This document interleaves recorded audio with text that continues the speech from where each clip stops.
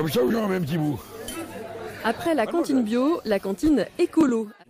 Saint-Paul devient la première cantine labellisée Zéro Gaspille dans la Loire.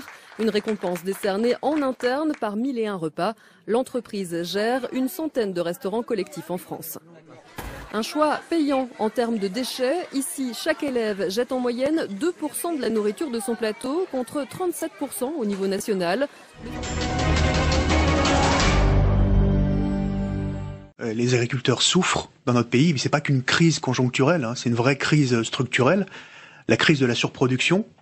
Et là, c'est au niveau européen qu'il faut pouvoir agir, mieux réguler. Je rappelle quand même que sur les allègements de charges sociales, c'est 3 milliards d'allègements de charges sociales supplémentaires, plus la mesure sur l'année blanche sur le plan social pour les agriculteurs en grande difficulté qui ont été décidés. Donc depuis 2012, c'est quand même un réel effort. Et la deuxième crise, c'est une crise de modèle de l'agriculture. Aujourd'hui, on ne souhaite pas un modèle qui soit productiviste, intensif, où on n'aura pas les moyens de rivaliser avec un certain nombre de pays qui sont dans cette production industrielle. Nous, on a une agriculture, on a la chance d'avoir une agriculture de qualité, diversifiée et de proximité.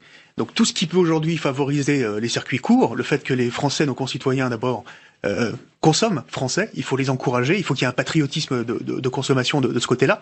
Tout ce qui concerne l'approvisionnement de la restauration collective, tout ce qui concerne aujourd'hui la lutte contre le gaspillage alimentaire qui permet aussi d'acheter des produits locaux. Et puis il faut revenir sur la décision, la loi, moi que je n'avais pas votée en 2008, qui est la loi de modernisation de l'économie, sur aujourd'hui les négociations qui favorise aujourd'hui les distributeurs, les industriels, la grande distribution par rapport aux producteurs. Donc là-dessus, il va y avoir aussi des changements, je l'espère. On a bien entendu la question des grandes surfaces. Est-ce qu'il faut introduire, par exemple, un prix plancher ?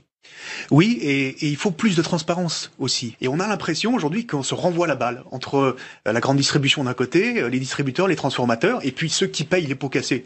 Au final, c'est toujours les mêmes. Ce sont les producteurs, ce sont nos agriculteurs. Donc, bien évidemment, il faut que là-dessus, on puisse avoir des outils qui permettent à nos agriculteurs aujourd'hui d'être payés au prix qui leur permettent aujourd'hui simplement de vivre décemment de leur travail.